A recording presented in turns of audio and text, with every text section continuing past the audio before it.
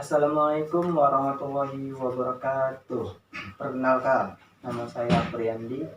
Saya dari kelompok 4 akan menjelaskan materi tentang jenis-jenis manusia purba yang ada di luar Indonesia. Yang pertama adalah Australopithecus africanus. Dan ini adalah contoh gambar dari Australopithecus africanus. Ditemukan oleh Raymond Dart di dekat daerah perkembangan tahu Tanjung Harapan, Botswana. Setelah direkonstruksi, ternyata membentuk kerangka seorang anak berusia sekitar 5-6 tahun. Fosil ini diberi nama Australopithecus africanus karena hampir mirip dengan penduduk asli Australia. Selanjutnya, Robert Brown menemukan fosil serupa berbentuk kerangka orang dewasa di tempat yang sama. Ciri-ciri Australopithecus africanus yaitu 1. Memiliki tinggi kurang lebih 1,5 meter, memiliki volume otak 450-600 cc, memiliki tubuh yang ramping, dan Australopithecus jantan lebih besar ukuran tubuhnya 20-40% lebih tinggi, 30-40% lebih berat dari perempuan. Umur sekitar 3-2,3 juta tahun yang lalu. Makan makanannya yaitu buah-buahan, kacang-kacangan, biji, dan umbi akar. Hidupnya di semak-semak hutan kayu. Selanjutnya, yang kedua ialah Homo rhodophensis, pertama kali ditemukan oleh Richard dan Melville Leakey. Para peneliti menemukan fosil manusia purba baru di Kobikora, Afrika Timur, dekat Danau Rudolf, Kenya. Para antropolog meyakini bahwa Homo rhodophensis pernah tinggal jutaan tahun yang lalu di Lake Turkana yang kini dikenal dengan Kenya. Pada tahun 1972, peneliti menemukan jenis kerangka di dekat Lake Turkana. Peneliti menemukan bahwa fosil ini menunjukkan bentuk wajah yang tidak biasa, yaitu berbentuk datar dan panjang. Hal ini yang membuat peneliti mengkategorikan sebagai spesies baru yang dinamakan Homo rhodophensis. Homo rhodophensis memiliki ciri-ciri, yaitu memiliki otak yang besar dan berbadan tegap, memiliki gigi dan rahang yang besar. Volume otak rata-rata 750 cc, memiliki bagian temporal primitif dan bentuk wajah yang ortogonatif. Baik, kita pindah yang selanjutnya yaitu Australopithecus, yaitu Homo ergaster. Ditemukan oleh Richard Leakey di Afrika Timur dan Selatan. Homo ergaster berasal dari bahasa Latin yang berarti manusia yang pandai, adalah jenis spesies hominin yang telah punah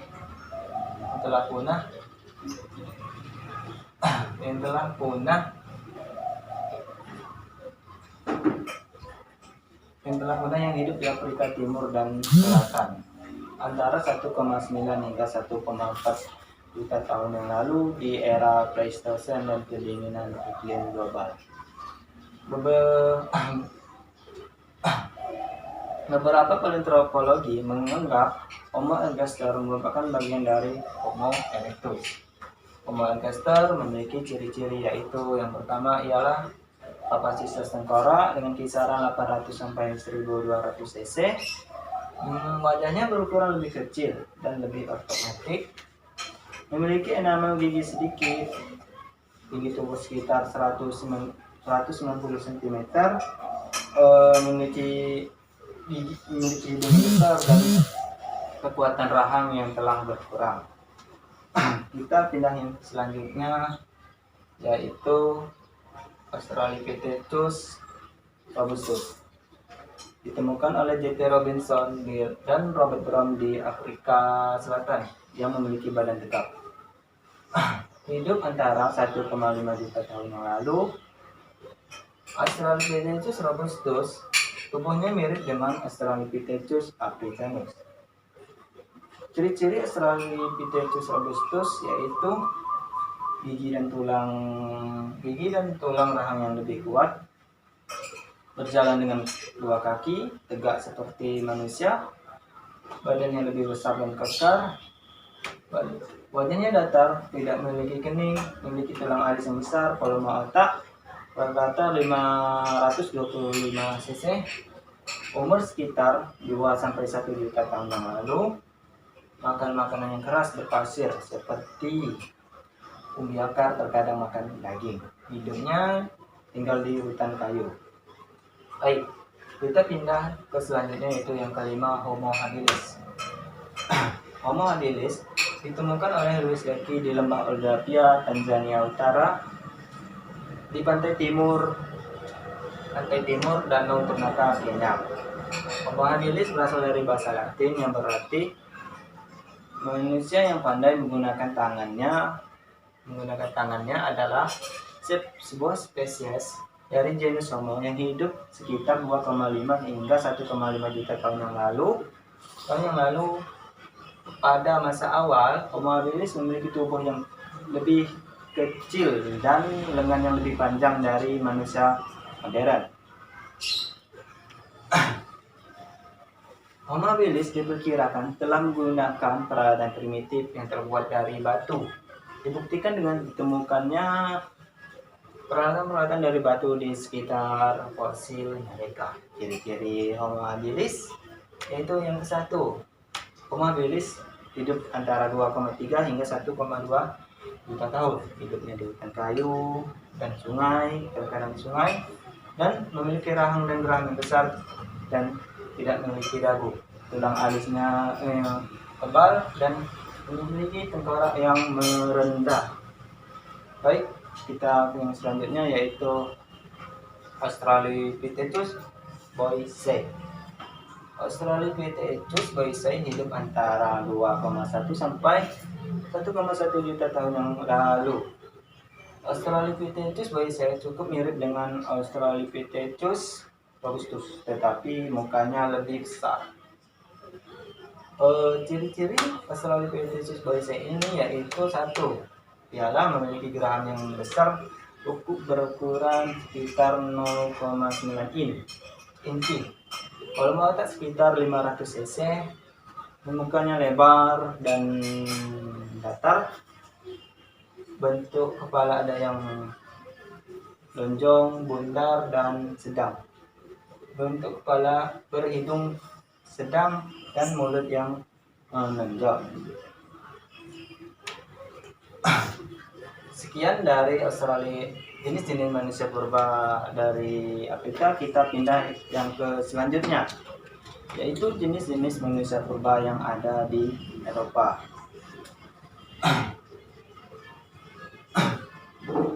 Yang ke-1 yaitu Homo neanderthalensis.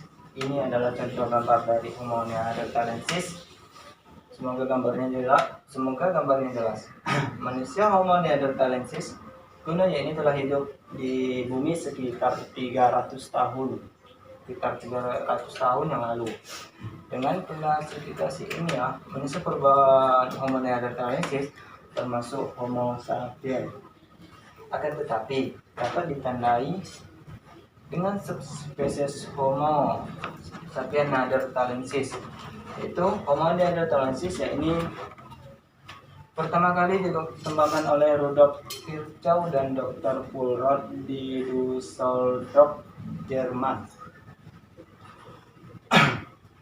Ciri-ciri Homo neanderthalensis terdapat beberapa sebuah ciri-ciri. Manusia purba yang berjenis Homo neanderthalensis berikut ialah penjelasannya. Oke, yang ke-1 ialah berbentuk dagunya tipis dan dahi yang rendah. Terdapat sebuah ukuran otak, yakni sekitar 1400 hingga 1500 cc. Yang ketiga, dia sudah terbiasa dengan adanya sebuah sistem dalam kepercayaan, sebagaimana dapat dibuktikan dengan ditemukannya adanya sebuah peralatan kuburan.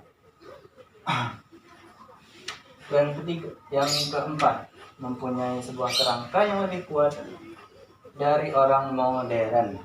Yang kelima, Yang kelima, memiliki sebuah ukuran 152 hingga 156 cm untuk wanita dan 165 hingga 168 cm tingginya untuk pria. Yang selanjutnya yaitu kuil dan rahangnya menonjol, dan yang terakhir Homo neanderthalensis sudah dapat mengumpulkan, menggunakan dan memasak peralatan berburu. Cro-Magnon diperkirakan sebagai manusia modern atau Homo sapiens tertua di Eropa. Fosilnya telah ditemukan di tahun 1868 oleh Louis Pasteur di Prancis Barat Daya. Para arkeolog memperkirakan mereka sebagai nenek moyang dari ras Kaukasoid di Eropa. Homo Cro-Magnon kemungkinan memasuki Eropa dari Timur Tengah dan akhirnya menggantikan Homo neanderthalensis. Homo Cro-Magnon hidup dengan berburu, meramu atau merakit makanan, mengumpulkan buah-buahan, akar-akaran, dan berburu hewan liar. Berikut adalah ciri-ciri Homo Cro-Magnon. 1. Ciri-ciri fisik seperti manusia modern, yaitu tenggorokannya tinggi dengan atap dan belakang tengkorak yang bundar. B. Memiliki volume otak rata-rata 1400 cc. C. Yang ketiga, tonjolan tulang kening yang vertikal, mukanya datar tanpa penonjolan di bagian mulut, artinya hampir mirip dengan manusia. Selanjutnya yaitu Homo erectus, dan ini adalah gambarnya.